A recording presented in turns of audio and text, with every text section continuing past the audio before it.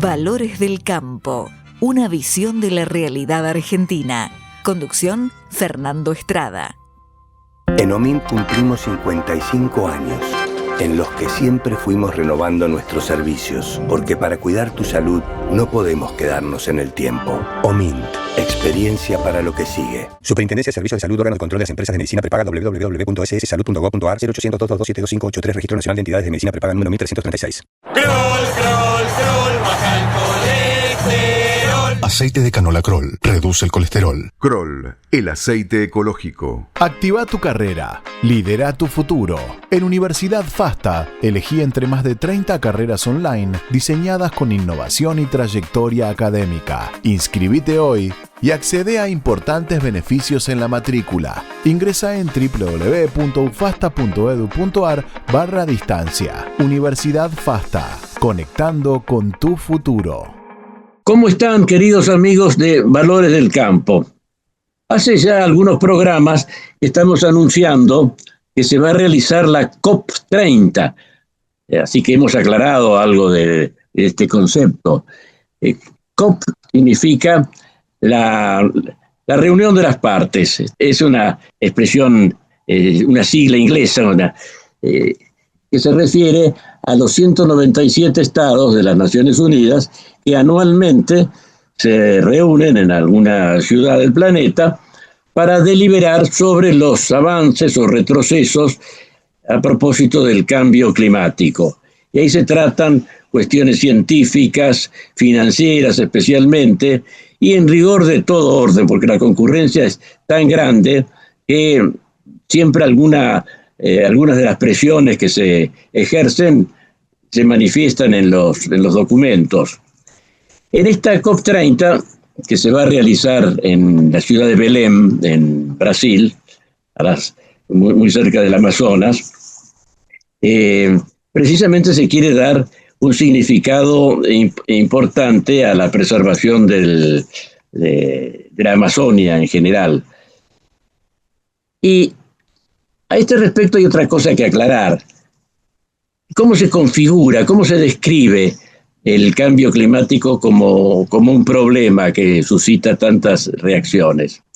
Pues de lo que se trata es que se atribuye al fenómeno conocido como revolución industrial, que consistió en el desarrollo de la industria con la energía primero de combustibles fósiles y más tarde todo lo que se han ido incorporando, el efecto que tiene, lo que ha venido teniendo, sobre la atmósfera y por consiguiente con la formación de una capa que retiene el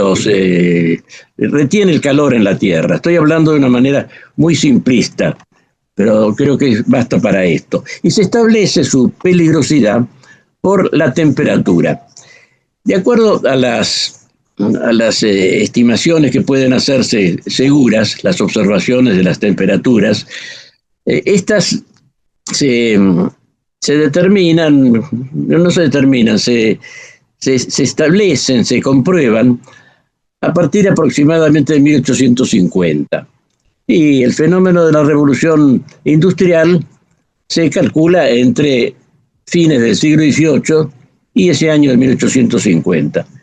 Desde entonces, la temperatura media de la Tierra ha subido 1,5 grados centígrados. Y se estima que si llega a 2 grados, estaremos en una situación un tanto estrecha, pero manejable. Si sube de allí, ya la cosa se pone más espesa. De modo que los objetivos inmediatos de estas conferencias, como de las políticas ambientales en este sentido, tienden a que se mantenga por debajo de 2 grados ese aumento. Como acabo de decir, se atribuye a la revolución industrial el origen de este aumento de la temperatura, aunque se discute bastante si se debe exclusivamente a eso, o si no hay también algunos fenómenos de orden natural que traigan este aumento de temperatura. De todos modos, la revolución industrial como tal no se la puede poner en el banquillo de los acusados? Creo que de ninguna manera. A ese respecto, el Premio Nobel de Economía, que ha recibido el premio, que ha sido consagrado con el Premio Nobel de Economía hace unos pocos días, Joel Mokyr, escribe lo siguiente. Dice, antes de la Revolución Industrial, la mayoría de la gente era pobre, no en el sentido actual, sino que para la gran mayoría de la humanidad, su vida cotidiana estaba caracterizada por la falta de servicios imprescindibles, por las hambrunas, por la precariedad. La imagen idílica del salvaje hermoso y apuesto, o la de campesinos brincando en verdes praderas rodeados de mariposas y flores, y libres de los horrores de la tecnología moderna, propagado por escritores nostálgicos y mal informados, esa imagen es algo completamente mítico. Hoy, en los países desarrollados, y en buena medida en los cuales quieren serlo, hasta los sectores económicamente bajos de la población gozan de niveles de vida más altos que los poderosos de antaño. El mundo actual está alejado de la perfección, pero en sus dimensiones materiales es mejor que el mundo de ayer. Y lo que ha marcado la diferencia es la revolución industrial. Donde la pobreza extrema sigue presente, es a causa de instituciones que nos han fallado. Y lo que nos toca hacer es remediar los problemas de la civilización actual y no mitificar pasados inexistentes. Me parece que estos párrafos de Joel Mokyr, el nuevo Premio Nobel de Economía, parecen de medida para algo que se nota en los documentos de la COP30 y en otros muchos relacionados con el tema de origen oficial, particularmente de las Naciones Unidas, cuando se refieren a la participación de los pueblos originarios en la lucha contra el cambio climático. Sin duda, estos pueblos originarios, con sus costumbres tradicionales, tienen mucho que hacer en situaciones de conservación, por ejemplo, en el mismo Amazonas. Su presencia allí, en algunos aspectos, es paralela o es igual que la de los mejores guardabosques, porque conocen, por su experiencia, una cantidad de fenómenos que se adquieren precisamente por eso, por la experiencia, por la praxis. Entonces, esa función pueden cumplirla de maravillas. Pero no es así en otros aspectos, donde es preciso aplicar elementos técnicos, elementos científicos, sobre todo si los orígenes del cambio climático son tan complicados. Y no hay que olvidar en este aspecto también que la ingeniería es la fe de rata de la naturaleza y que no se la puede excluir, al igual que otras técnicas y ciencias, de este tema tan singular y tan importante. Para hablar de esto, de la COP30 y de estas circunstancias que la rodean, otra vez lo tenemos aquí a Martín Fraguío, de modo que ya comenzamos nuestra conversación. Y Martín, ¿qué tal? ¿Cómo estás? Muy bien, muy bien. ¿Cómo andas? Che, qué interesante la cita que trajiste, ¿no? No sé si se me escucha bien. Qué interesante la cita que trajiste del nuevo Premio Nobel de Economía, ¿no? Excelente, Sí. excelente. Joel Mokyr, sí. Sí, sí, sí. No, y él hace referencia a este tema de las instituciones que fallan y está vinculado también con el Premio Nobel de Economía del año pasado, ¿no? Con Daron Acemoglu y su tema ¿no? de por qué fracasan las naciones, ¿no? Que creo que cuando pensamos en por qué fracasan las naciones, creo que siempre se nos viene primero a la cabeza la Argentina antes que cualquier otra. Bueno, lo normal es que uno piense en su propia casa. Por eso que uno piensa siempre en el montón de líos que tenemos y las instituciones en nuestro país fallidas, ¿no? Instituciones que en lugar de cumplir con la visión de los fundadores y la expectativa de sus estatutos y bueno, que lamentablemente nos llevan para otro lado, ¿no? Pero sí, creo que la COP esta de Brasil para para nosotros es muy importante, ¿no? Brasil está poniendo obviamente un esfuerzo muy grande y sobre todo es la COP de la atracción de inversiones, ¿no? O sea, hay reuniones con los pueblos de la Amazonia o de la Amazonía, como dicen los brasileros, pero claramente lo que armó Brasil y lo presentó en varios documentos muy interesantes este año, uno es el propio documento de la última NDC, que es el Compromiso Nacional de Brasil para cumplir con su meta de cambio climático, y en ese documento es como una especie de manual de finanzas, ¿no? O sea, que le faltaría un título que diga, venga a Brasil a invertir y acá le mostramos dónde puede poner su plata. ¿No? Ajá. Y es todo un manual de instrucciones de en qué cosas, muchas vinculadas con la Amazonia, la restauración de ecosistemas, la conservación de largo plazo, el resguardo de estas comunidades, como decís vos, que cumplen una función, cómo darles este, a esas comunidades también recursos para que puedan vivir la vida, no la de la pre-revolución industrial, sino una vida con servicios modernos, pero en su propio ecosistema, ¿no? Es para mí es muy interesante y es un ejemplo para la Argentina donde nuestras NDCs fueron siempre un poco flojas, digamos, ¿no? Porque nunca se mostró que en la mayoría de los países del mundo pasa eso, ¿no? Se hacen grandes declamaciones, grandes discursos, pero cuando uno rasca la superficie a ver atrás qué hay, cuánto cuesta eso, que se dice, vamos a hacer esto, vamos a hacer eso, bueno,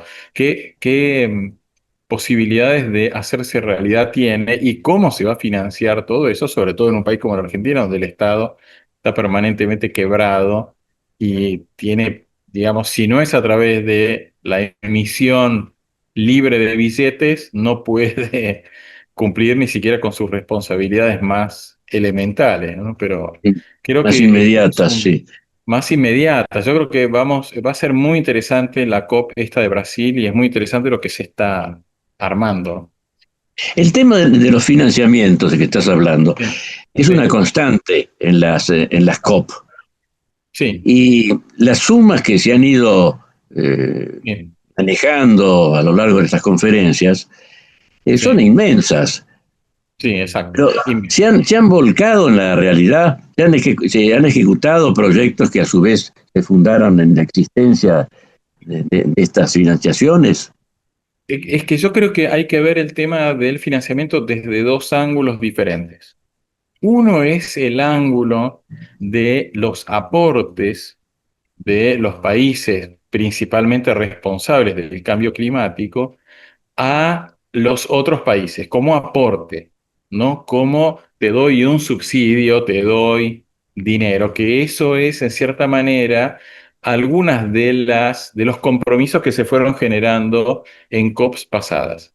Esos aportes, por decirlo de alguna manera, en gran medida no se cumplieron. Esa es la realidad. Pero en realidad el Acuerdo de París genera, ¿no? Que se firmó en diciembre de 2015 y entró en vigencia a mediados de 2016, genera un cambio de mentalidad respecto a eso, ¿no? O sea, genera una visión en la cual el mundo, para poder hacer, digamos, la transición de ser un mundo, una humanidad que genera grandes emisiones, que están teniendo un impacto en la atmósfera y que están teniendo un impacto en la vida en la Tierra, incluyendo la vida del ser humano, tiene que bajar esas emisiones, tiene que generar un entorno vinculado con los negocios, o sea, que el dinero no es como que le dan un subsidio, un regalo, no es que hay un grupo de países gordos, llenos de billetes, como el personaje de Disney del rico MacPato, que saca, ¿no? Sus millones de adentro de una bóveda donde él se tira ahí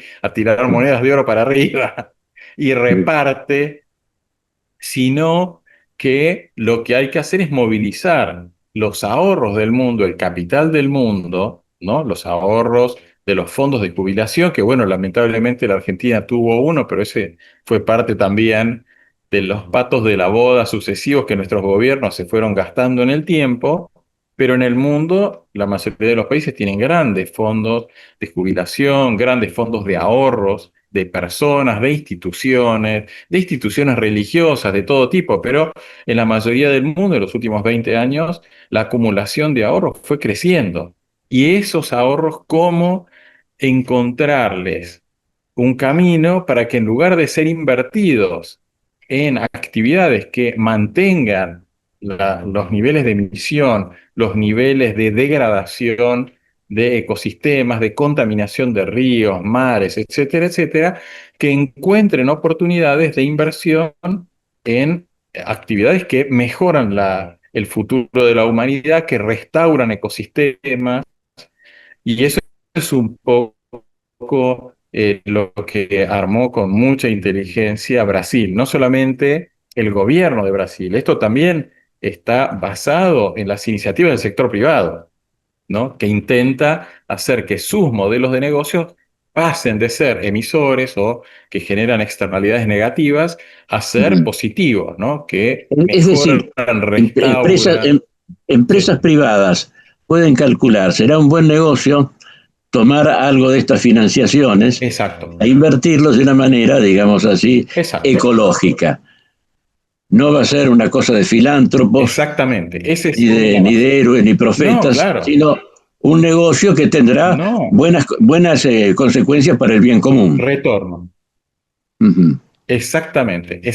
Y en eso, la COP de Glasgow, que si no recuerdo mal fue en el año 2021, fue para mí la primer COP así financiera, y el que fue el actor principal de esa COP, no era su presidente, pero sí tenía 2 cargos, era el actual primer ministro de Canadá, que es otro economista interesante, que es un señor que se llama Mark Carney, que antes de ser primer ministro de Canadá, ocupó durante algunos años cargos vinculados con el cambio climático, tanto desde el lado de Naciones Unidas como del gobierno de Reino Unido, porque él había sido presidente de 2 bancos centrales.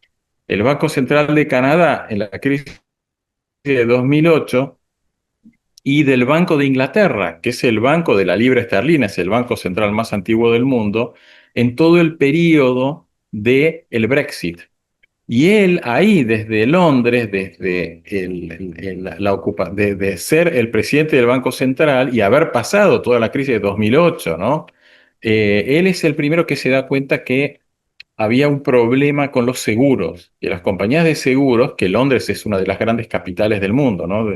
Del seguro, la más antigua, que había un problema que cada año los eventos que pagaban las compañías de seguros eran más grandes y eran más caros, y había más, ¿no? Y entonces dice, acá hay algo que no está bien. Las compañías de seguros supuestamente estiman cuál es el riesgo hacia el futuro y cobran una cuota para poder hacer negocio y no quebrar y poder cubrir esos riesgos, ¿no? Las compañías de seguros no son entidades de beneficencia que van a regalar dinero cuando hay un accidente. No, cuando hay un incidente, ellas cobraron un seguro y con esa maquinaria financiera están en condiciones de reparar el daño que se causó con ese incidente. Pero él decía, esto no está funcionando, y entonces ahí empieza a publicar muchos trabajos donde la responsabilidad del cambio climático. El cambio climático estaba haciendo que los eventos cada vez sean más grandes, que la frecuencia sea mayor, y los modelos de las compañías de seguros no los estimaban adecuadamente. Y los daños ecológicos, que en nuestra medida, acá en la Argentina, lo más notable es el aumento en las caídas de granizo. Exactamente, muy buen punto. Ese es uno de los puntos críticos, como el granizo se corrió de Mendoza hasta Córdoba.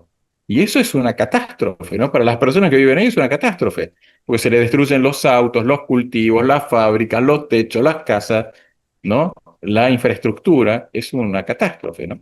Sí.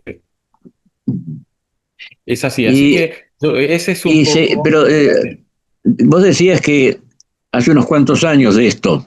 Y 2021, suponete.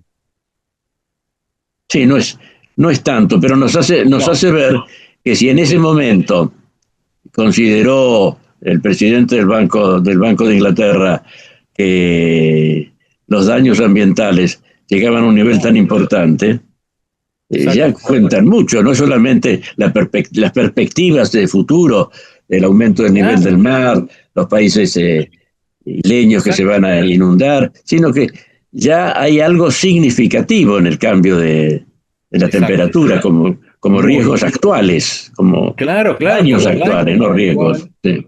Claro, como daño actual, como riesgo actual, cuando fue el COVID, él también fue el primero que dice, porque mucha gente dijo, bueno, ahora el COVID, el cambio climático, olvidémonos, vamos a enfocarnos en el virus, la pandemia, el encierre de las personas. Y él dijo, no, el COVID es una muestra, es el botón de muestra de lo que nos va a ocurrir con los grandes eventos del cambio climático si no empezamos a hacer algo. Y lo tenemos que usar para aprender de cómo sería un mundo, ¿no? De grandes sequías, grandes inundaciones, grandes cataclismos vinculados inclusive con también la transferencia de enfermedades que por el aumento de temperatura o por el cambio del clima, enfermedades que estaban concentradas en zonas tropicales empiezan a avanzar hacia zonas templadas, ¿no?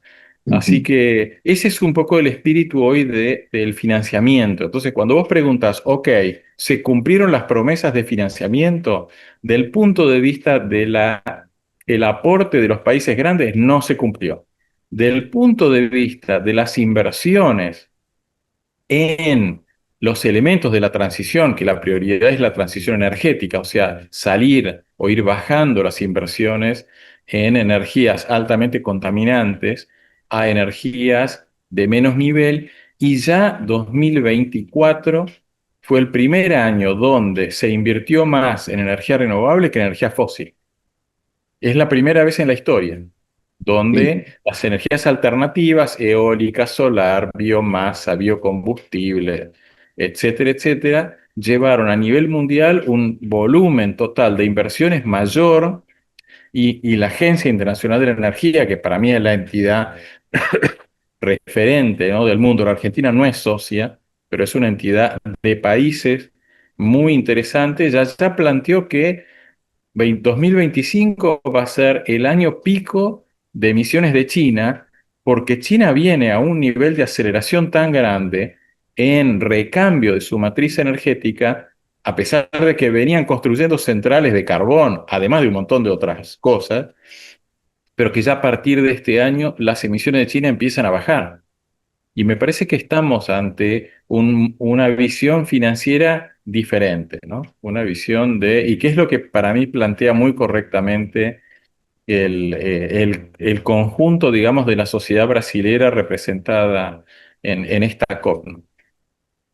Y esa actitud de Brasil en este terreno está inserta en una más general sobre las cuestiones agrarias, porque esta continuidad, esta participación de los sectores del sector privado juntamente con el estatal, con previsiones a largo plazo que trascienden los cambios políticos.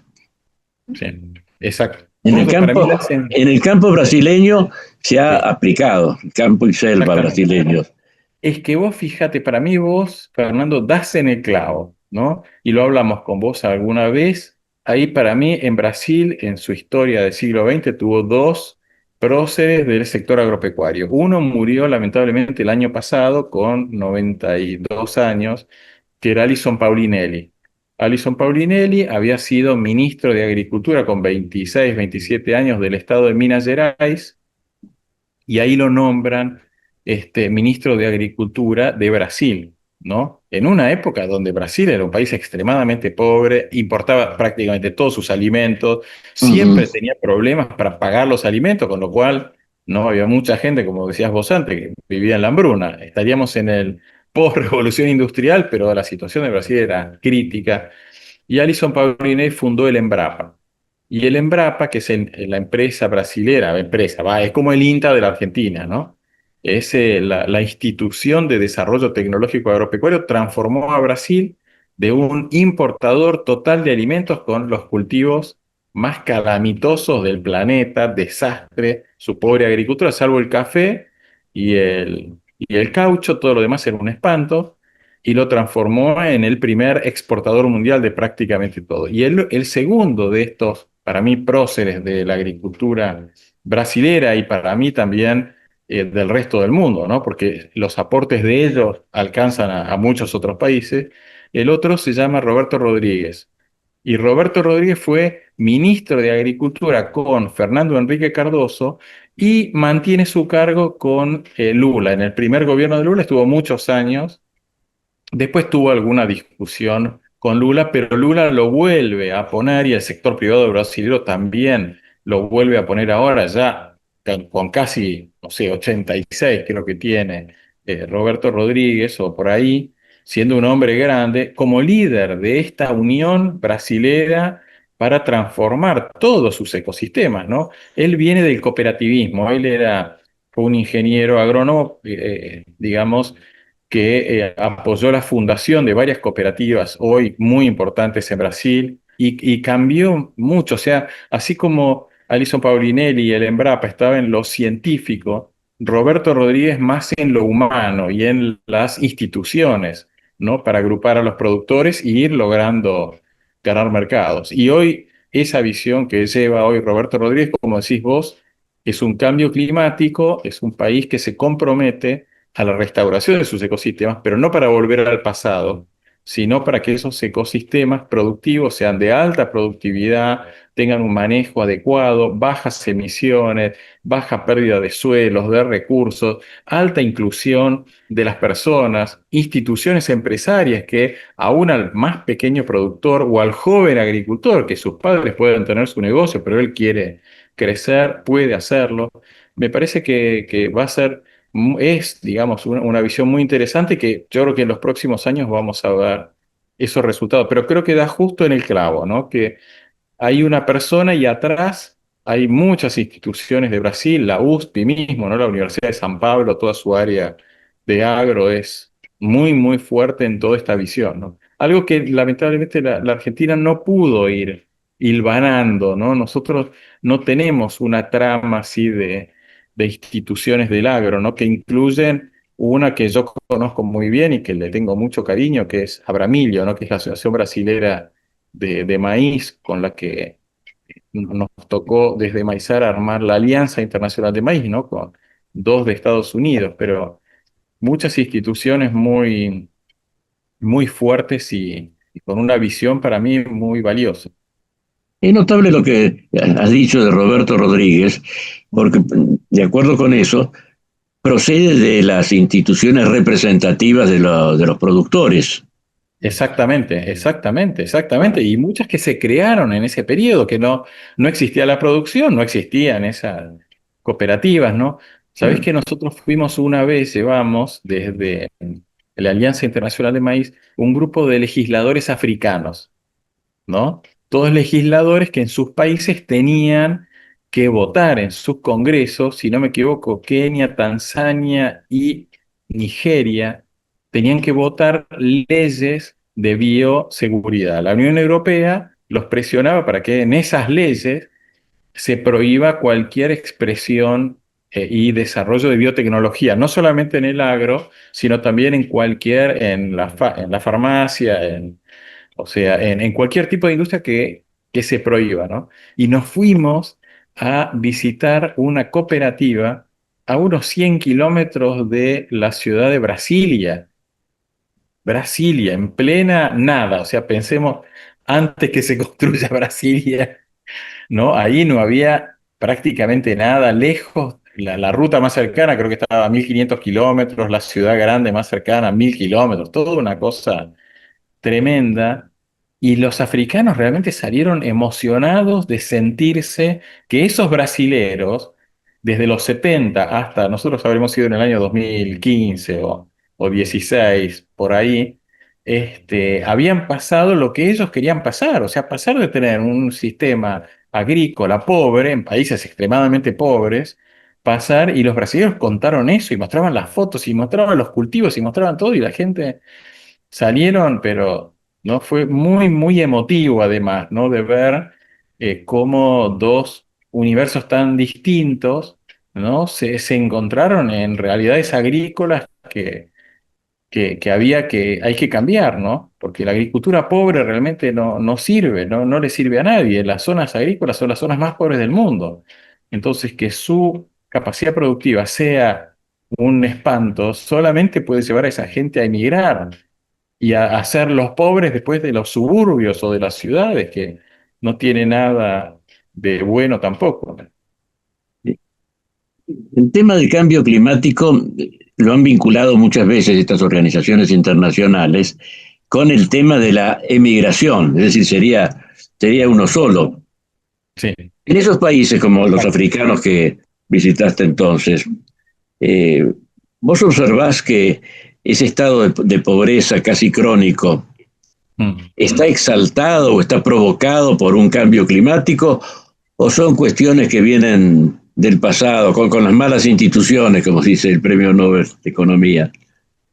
Y la verdad es que yo no conozco nada de África, ¿no? Mi experiencia más cercana y así de primera mano fue todo ese periodo que trabajamos con estas instituciones, pero creo que hay un poco de todo, pero también hay mucha influencia, porque no nos olvidemos que después de la Segunda Guerra Mundial se generan varias instituciones para eliminar excedentes de los países que inicialmente generaron grandes excedentes. El primero fue Estados Unidos, que crea una institución para eliminar los excedentes que todavía hoy existe, que se llama la CCC, la Commodity Credit Corporation, que es la entidad del gobierno de Estados Unidos que tiene el presupuesto de disposición libre más grande, tiene no sé cuántos, cientos de miles de millones de dólares para...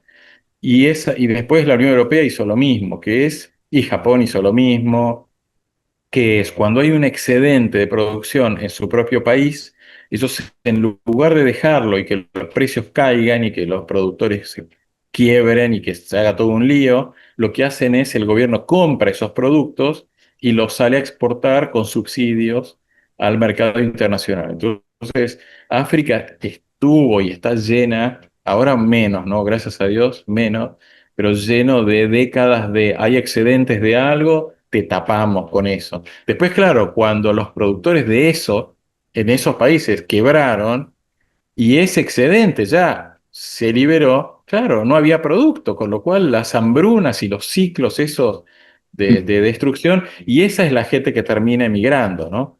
Yo me acuerdo cuando Estados Unidos negoció el Tratado de Libre Comercio con Perú, con los países digamos, de la costa del Pacífico, hubo un grupo de legisladores, todos de apellidos latinos, ¿no? En el Congreso de Estados Unidos diciendo, miren, no nos olvidemos que nosotros vamos a poder lograr que estos países, para poder acceder a un TLC, como se dice, con Estados Unidos, van a firmar, abrir sus fronteras para que nosotros le mandemos carnes, granos, lácteos, leche en polvo, como sea, cuando sea. Pero que eso va a hacer que quiebren esos pequeños productores, y todos esos productores van a ser emigrantes a Estados Unidos. No nos olvidemos. Y bueno, en cierta manera es así, ¿no?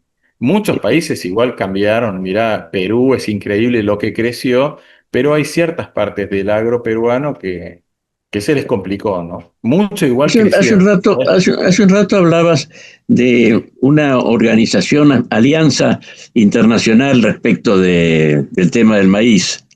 Sí, exacto, sí. Se vincula con esto que estás diciendo, me parece. Es decir, la idea de la competencia como guerra desarmada entre los distintos países productores. Sí. Es posible que no le convenga a ninguno y que existan formas de una concordia que se manifestaría principalmente en esos momentos en que algunos de los países tienen excedentes y por consiguiente hay una baja de los precios de los otros.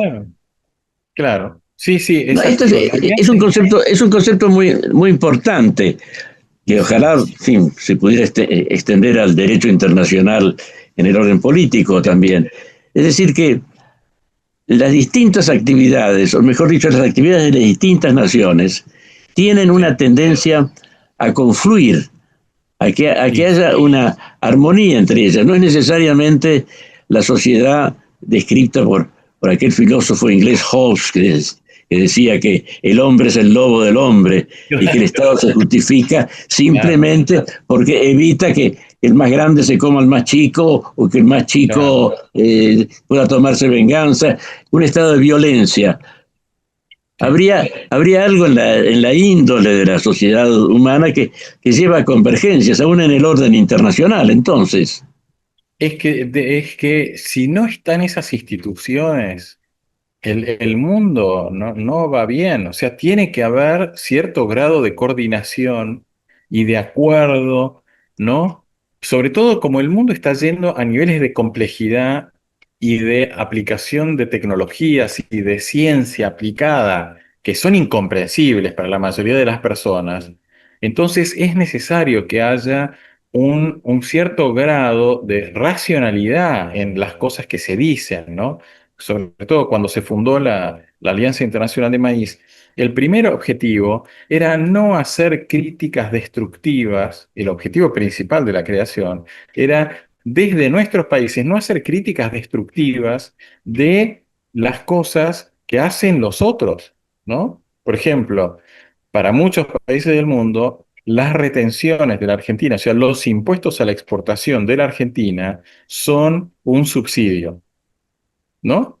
Y vos, no sé si viste que hace unas semanas salieron unas instituciones de Estados Unidos a decir que en realidad la Argentina, al eliminar los impuestos a la exportación, estaba generando un beneficio irregular que provoca una baja de precios y que nosotros, a nivel internacional, y que nosotros, la Argentina, es la culpable y por eso, por esa práctica comercial desleal, tiene que ser sancionada. Eso obviamente no es así. Y es una falla del funcionamiento de esas instituciones que empezamos a intentar crear alrededor del año 2012-2013. Es una falla, obviamente. Si esas instituciones hubieran seguido funcionando correctamente, los agricultores de Estados Unidos no hubieran salido a decir esto. No hubieran salido a decir, hubieran dicho, bueno, entendemos qué es lo que está pasando, entendemos lo difícil que fue para la Argentina como país y para su sistema productivo tener impuestos tan disparatados que ahora esperamos que ellos entren en un sistema comercial y un sistema productivo como el resto de los países del mundo. Pero cuando se pierde esa capacidad de diálogo y de ponerse en los zapatos de los otros y entender qué significan las dificultades de los otros, entonces es fácil salir a decir cualquier cosa y causar daño que siempre le termina causando daño a ellos mismos, ¿no? Lamentablemente, ¿no? Y sobre todo en un mundo difícil para la agricultura porque estamos en un mundo donde hay un gran comprador hoy de prácticamente la mayoría de los productos agrícolas, que es China. Entonces, cuando hay un comprador tan predominante en muchos mercados, todos los demás actores se tienen que manejar con mucha cautela, ¿no? Para evitar que haya daños adicionales que hagan bajar la producción, que obviamente tampoco beneficiaría, ¿no? O sea, beneficiaría a los que tienen porque subirían los precios, pero perjudica a todos, incluyendo a los grandes importadores que pueden tomar posiciones dominantes, ¿no? Hace unos meses trascendió digo porque no fue una resolución oficial, pero trascendió desde el gobierno chino que se iban a limitar las compras de carne al exterior, principalmente estaba dirigido a nosotros eso, para favorecer el crecimiento de la actividad ganadera fronteras adentro de China. Pero eso los expertos consideraban que era una especie de extorsión, que no iba a tener una manifestación práctica. Pero de todos modos representa ese tipo de riesgo de la que estás hablando. Sí, claramente. Es que la mayoría de los países del mundo, y se vio con mucha virulencia desde la Segunda Guerra Mundial en adelante, pero antes también había estado, ¿no? Como las leyes de las Corn Laws de Reino Unido, ¿no? O sea, no es el primer antecedente de países que buscan su autosuficiencia en la producción de alimentos, ¿no? No es ahí, y dar la espalda al comercio internacional, digamos, que eso pasa todo el tiempo, lamentablemente, ¿no? Pero claro, hay que ponerse en los zapatos de los países importadores que quieren importar menos por la razón que sea, ¿no? De dependencia de divisas para el comercio internacional o u otras razones de tipo, ¿no? De subsidios al mercado interno. Fíjate, inclusive la Unión Europea ahora, que quiere en el acuerdo de Unión Europea-Mercosur meter una salvaguarda para los agricultores europeos, que es una cosa completamente disparatada, realmente una cosa que va a causar un daño al mundo. Ya viene todos los subsidios de Europa y todo su esquema cada vez más proteccionista. El daño que está causando al mundo es enorme, ¿no? Enorme. Había un embajador que era Néstor Stancanelli, que él siempre le decía a los europeos, le decía: cuando ustedes se quejan de la pobreza en el mundo, no se olviden de todo el daño que hacen con sus subsidios al mercado interno y su derroche después de todos esos productos generados con subsidios en el mercado internacional, ¿no? Pero bueno, no es Ese es un fácil. aspecto interesante, el derroche. El derroche Sí. disparatado de tirar plata en sistemas productivos que no tienen ni pies ni cabeza, que no son competitivos, que generan productos que nadie va a consumir, y después tener que esos productos volcarlos a un mercado internacional que tampoco los necesita, que los termina comprando porque son buenos y porque están muy por debajo de su costo de producción. Ujú. Pero eso Y no, claramente, sí. y no son propios para la exportación, por su precio o por la cantidad. No, digamos, no se Estoy podrían pensando en los exportar. productos europeos. Sí. Por eso, muchos de esos productos europeos que se vuelcan al mercado mundial con subsidios no se podrían exportar porque su valor real, o sea, el precio al cual se venden dentro de la Unión Europea, sería invendible en el exterior, ¿no? Por Ujú. ejemplo, si tomás la tonelada de maíz, puedes decir, bueno, el precio medio de los últimos 10 años de una tonelada de maíz en el mercado internacional estuvo en el orden de los 120, $130, el precio medio. El precio medio del maíz dentro de la Unión Europea estuvo en $200 o $220. Entonces, cuando Europa sale a exportar maíz a $120, cuando su valor interno es 200, obviamente ese producto es invendible. Lo están Ujú. pudiendo exportar a $100 menos del precio porque atrás hay un subsidio. Y además es Después, perturbador en el mercado. hay un daño enorme, enorme, claro. Un daño enorme. Y va a un país, por ejemplo, va y le exportan ese maíz barato a un país. ¿Cómo era el esquema histórico de subsidios, por decirlo de alguna manera, para más o menos tratar de cumplir con las reglas de la OMC? El precio era el precio internacional. ¿Está bien? O sea, si el precio internacional era 120, ellos, tanto Estados Unidos como Europa, vendemos a 120. Pero al país comprador le daban para pagar ese grano de maíz entre 10 a 15 años o entre 15 y 20 años de préstamos. Entonces, cuando vos decís, che, el mundo tiene crisis de deuda externa y mirás cuál es la crisis de deuda externa de la mayoría, el 80% de los países en desarrollo, la Argentina no, pero la mayoría de los países en desarrollo, esa deuda externa es mitad importación de alimentos subsidiados de Europa o de Estados Unidos. Claro, a pagar a 15, 20 años. Entonces, imagínate un dictador de un paisito pobre, que a él le dan alimento para alimentar a su gente a pagar a 20 años. Y bueno, obviamente no es que va a mejorar su país o su capacidad productiva. Entonces, la capacidad productiva de esos países se destruía, su capacidad económica también, porque total pasaba a tener, ¿no? Los alimentos pagos. Hasta que un día le decían, che, hace 15 años estás acumulando deuda, ahora paga. No puedo. Bueno, ahí viene el Fondo Monetario o alguien a perdonarte la deuda, Sí, ¿no? sí.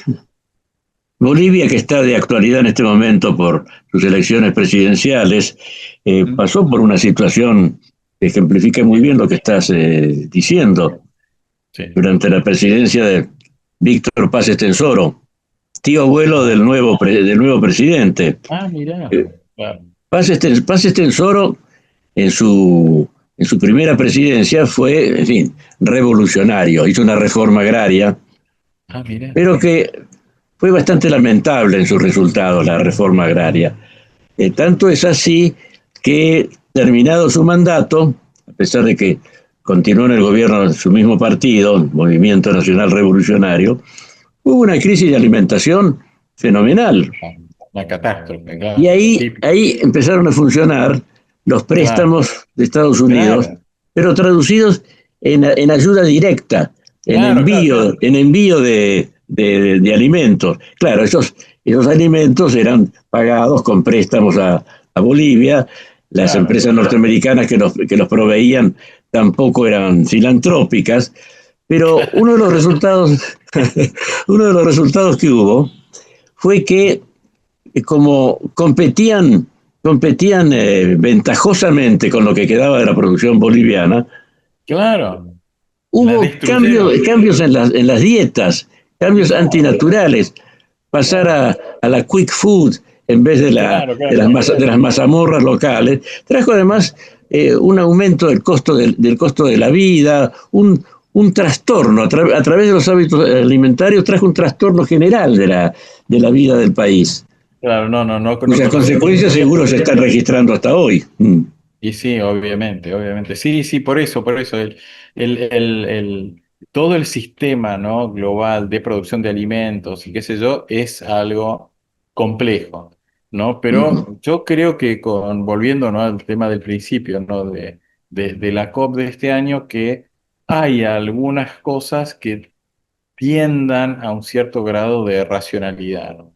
Y de buscar acuerdos, justamente porque todos esos daños entre un país y otro realmente al final no cumplen, no ayudan a nadie, ¿no? Puede ser que en un momento alguien que tenía que vender vendió, ok, listo, vendí y que se arreglen lo que comprar, pero Pero no se trata de eso, evidentemente, no, sino que y no, son cuestiones que competen a todos los participantes. sí, sí, sí, sí, exacto, y que tienen que ser Sí, vistas de una visión más y integral, es fundamental, esto lo has destacado muchas veces en esta conversación. sí, Hay que olvidarse de la imagen de gente, gobiernos, instituciones que piensan en el pobre desde una perspectiva favorable, que claro. puede ser que lo hagan por caridad o por simpatía hacia el pobre. No se trata de eso, se trata de que hay intereses que comprometen a todos. Sin duda. No tanto intereses, o no solamente intereses económicos, sino intereses de subsistencia institucional. Sí, sí, sí, sí, es así, sí. Y en que las sociedades civiles están directamente comprometidas. Por eso es tan importante que estos temas penetren bien en la población, Sí, por lo menos en la capa de los dirigentes de la población, que es muy grande porque abarca, bueno, hasta los maestros de las escuelas. claro, tal El cual, ejemplo exacto. brasilero que has traído es en el sentido muy elocuente. Sí, yo creo que sí. Yo creo que vamos a seguir viendo un Brasil como lo vimos, ¿no? En los últimos 30 años, que va como tratando de sobreponerse a sus dificultades y sigue creciendo, ¿no? Y que cada vez se transforma en un país más importante. Y ellos, obviamente, con la situación de Europa, de la guerra y la situación del gobierno de Trump en Estados Unidos con los conflictos que genera, se muestran al mundo como el país más atractivo del mundo para venir a invertir y para venir a hacer negocios. Es muy interesante, ¿no? La visión de Brasil de querer mostrarse como una potencia mundial y que este año, esta reunión es la plataforma de lanzamiento para este siglo, ¿no? O sea, es una reunión para ellos, no es una reunión más, es el evento del siglo para Brasil, ¿no? Es una presentación en sociedad de un Brasil distinto, ¿no? De un Brasil de otra madurez, de otra capacidad de liderazgo en un mundo que va no teniendo líderes, y no un liderazgo personalizado en Lula, sino más bien un liderazgo visto desde las instituciones de sectores, donde un sector fuerte en esto es el del agro y la agroindustria, porque Brasil es el primer exportador mundial de un montón de cosas, ¿no? Y acá se trata de la continuidad, Sí, más que los liderazgos de exacto. continuidad. Exactamente, exactamente, sí. Y no de un gran líder que da grandes discursos frente al mundo, le da cátedra al mundo. No, al revés, sino una visión más bien Y es interesante porque el presidente de la COP es un diplomático que se llama Correa do Lago, y él cuando hace su primer presentación dice que quiere como poner en la mesa, como el eje de la COP, una palabra que viene aparentemente de alguna lengua aborigen, que se usa mucho aparentemente en Brasil, yo nunca la había escuchado, que la palabra es mutirão, ¿no? Mutirão. Entonces, esa palabra mutirão, que es de la jerga común, es, che, vamos a juntarnos y vamos a hacer algo bueno juntos, ¿no? Es una cosa como muy común, entonces, que Brasil en esta COP no solamente llama a sumarse a este mutirão a las propias instituciones brasileras, sino que desde todas las instituciones de Brasil llama al resto del mundo a tener un compromiso fuerte con los principios del Acuerdo de París, con la cooperación internacional, con ayudar a los países, e ir eliminando todas las otras locuras que fueron apareciendo, que son lo contrario, ¿no? Que en lugar de ayudarse es destruirse, ¿no? Generar esquemas que podríamos llamar de competencia, que no son de competencia, sino de daño al otro. Así que veremos, ¿no? Pero sí, yo creo Vamos a tener que estar atentos a lo que pasa en esta conferencia. Y yo creo que sí, además para la Argentina, yo estoy seguro que Brasil no va a conseguir los 6 trillones de dólares por año de inversiones que quiere atraer, pero con que consiga uno, ya es una cifra de una escala tan descomunal, pero delirante, que si la Argentina abrió un ventilete, ya las inversiones en Argentina van a ser descomunales.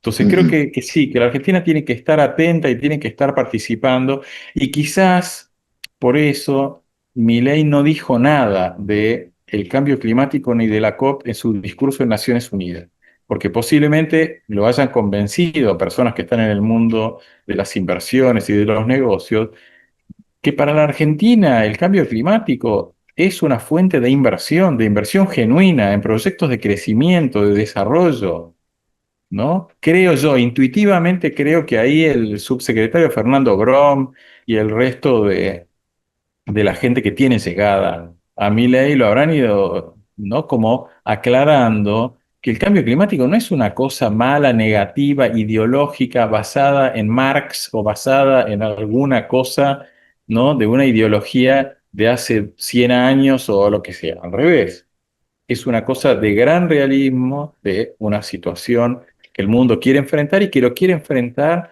de manera que las estructuras económicas sean más sólidas, las sociales más inclusivas, ¿no? Las ambientales más sostenibles, o sea, que todas las instituciones de la sociedad puedan desarrollarse mejor. Y para eso hace plata, hay que invertir, ¿no?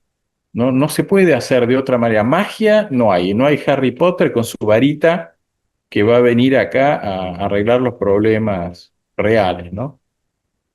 ¿Y en qué medida está involucrado hoy en día Estados Unidos en esta realidad? Y ahí de vuelta, como pasa muchas veces con Estados Unidos, hay que verlo desde, para mí, 3 ángulos distintos. Uno es el ángulo gobierno nacional, ¿no? O sea, el gobierno federal, como dicen, ¿no? Sí. Y yo creo que del ángulo del gobierno federal es, en la medida de lo posible, tratar de sacar cualquier referencia al cambio climático. El que habla del cambio climático lo castigamos desde el gobierno. Después el segundo es el de los gobiernos de los estados, y por eso hay tanto juicio, tanto conflicto entre gobiernos estaduales, sobre todo los estados grandes, California, Nueva York, y la lista sigue, con el gobierno federal, ¿no? Porque muchos de los estados dicen, nosotros lo sufrimos en nuestra infraestructura, entonces tenemos que resolver esto, tenemos que invertir, tenemos que hacer protecciones, tenemos que invertir adecuadamente. Y el tercer ámbito, que para mí es el más interesante, es el del sector privado.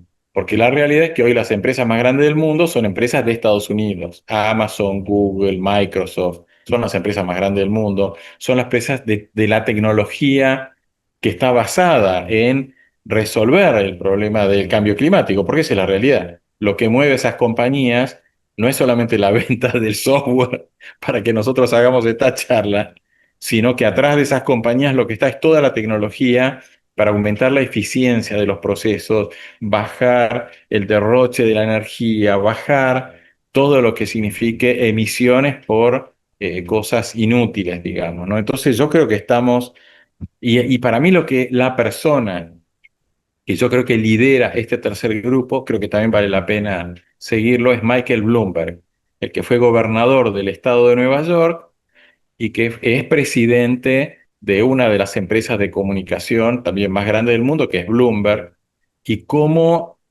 cuando uno mira esos documentos que yo te comentaba antes de Brasil, varios de esos documentos publicados en camino a la COP30 empezaron en marzo o enero de 2025, son publicados por Bloomberg, ¿no? Y van a ese camino de cómo Brasil es un país donde hay que mirar para invertir, de manera hasta más interesante que invertir en Estados Unidos, en Europa, o en Japón, o en China, o en la India. Hay que mirar a Brasil. Y creo que ahí Bloomberg es un personaje. Yo creo que Trump tiene, ¿no?, dos personajes complicados cerca para su agenda anti, digamos, climática y pro emisiones o pro carbón, pro petróleo, qué sé yo, que son Mark Carney, primer ministro de Canadá, y Michael Bloomberg. Creo que son dos personajes que lo tienen un poco a raya. Ajá. El caso de Carney particularmente significativo, ¿no? Porque que sea el primer ministro de Canadá en este momento, Claro, claro. que por cierto nunca va a ser un estado nuevo en Estados Unidos. Justamente, y encima, claro, le pasa eso. Porque encima, cuando sube Mark Carney, Trump venía a hacer toda clase de declaraciones, tomándonos a las canadienses por tontos, que los vamos a anexar, ya vamos a ver cómo los anexamos, pero aunque sea por la fuerza, y claro, se le aparece un tipo de esto que no son fáciles. Bueno, no es que Mark Carney va a ser un tipo sencillo, ¿no? Y además para mí le genera una rebelión en la propia granja a Trump, que es en su propia estructura financiera, porque viste que Trump tuvo muchas discusiones con el gobernador de la Reserva Federal, y para mí el gobernador de la Reserva Federal es solamente una ilusión, digamos, solamente así como una elucubración media tonta.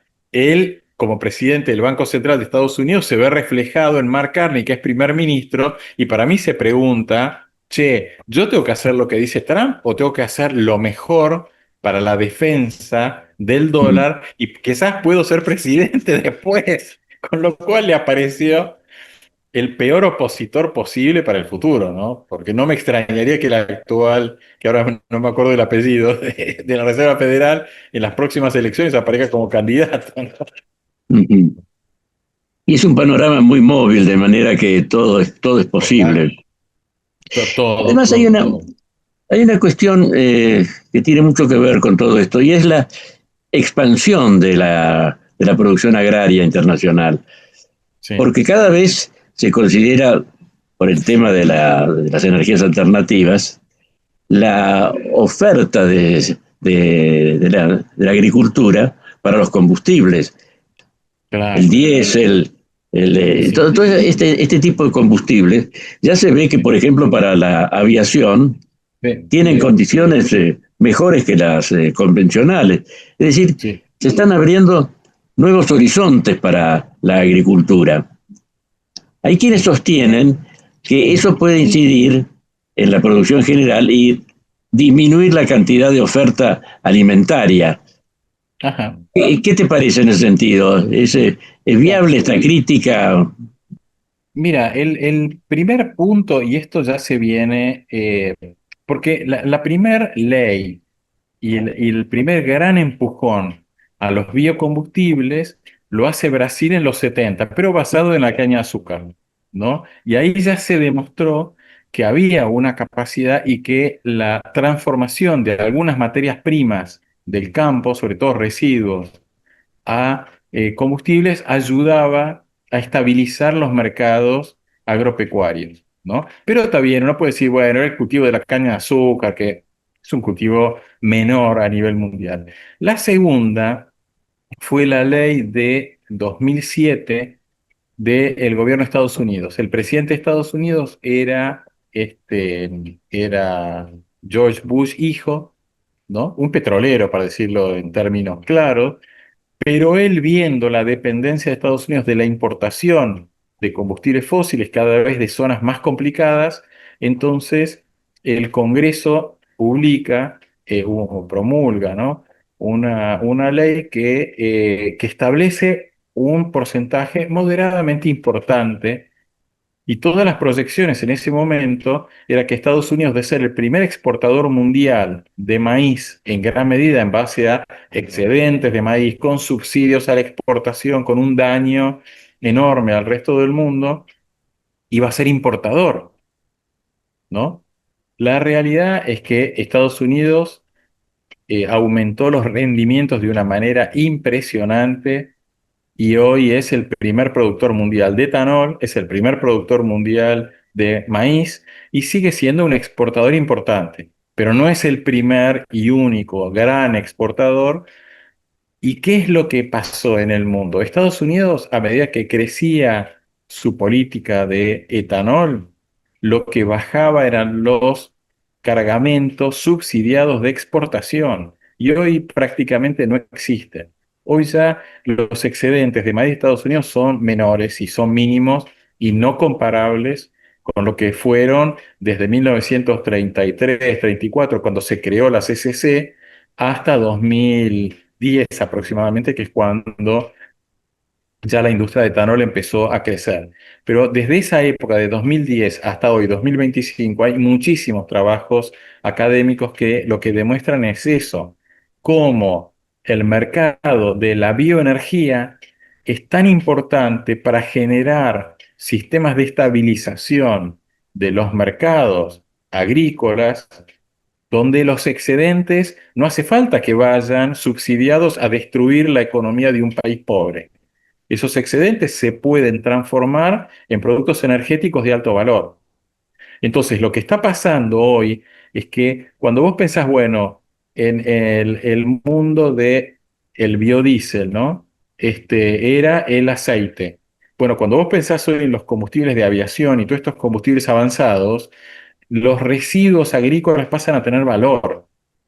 Y ese residuo, al tener valor, hace que toda esa cadena de valor sea más estable, porque no produce solamente un producto, supongamos aceite de soja o harina de soja. Los demás productos, ¿no? La caña del maíz, el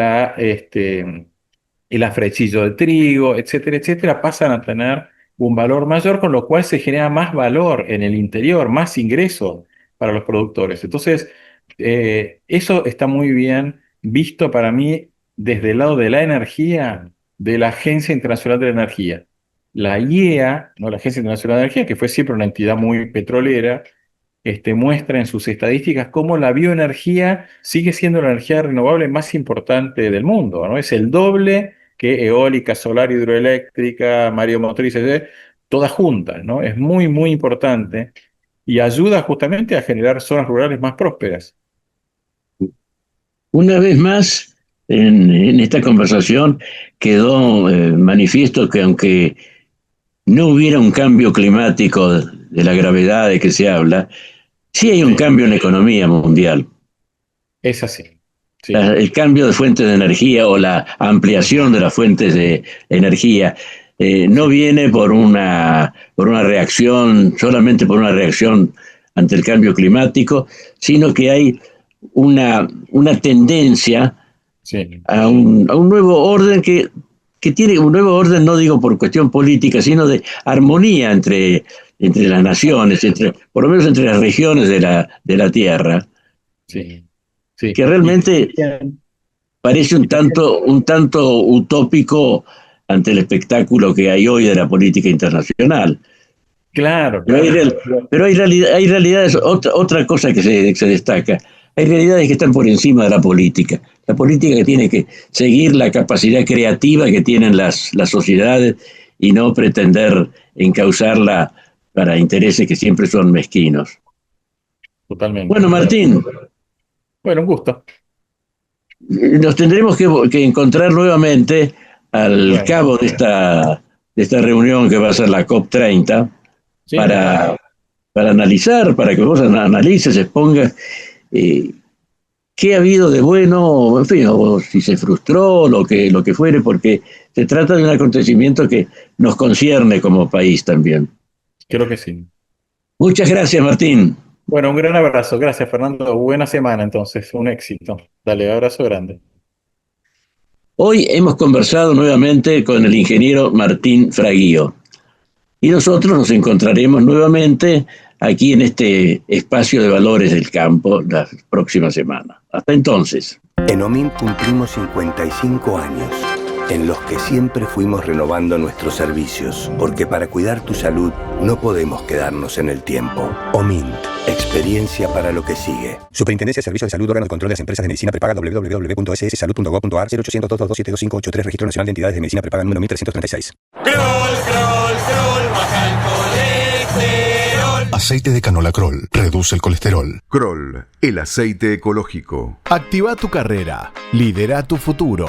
En Universidad FASTA, elegí entre más de 30 carreras online diseñadas con innovación y trayectoria académica. Inscribite hoy y accede a importantes beneficios en la matrícula. Ingresa en www.ufasta.edu.ar/distancia. Universidad FASTA, conectando con tu futuro.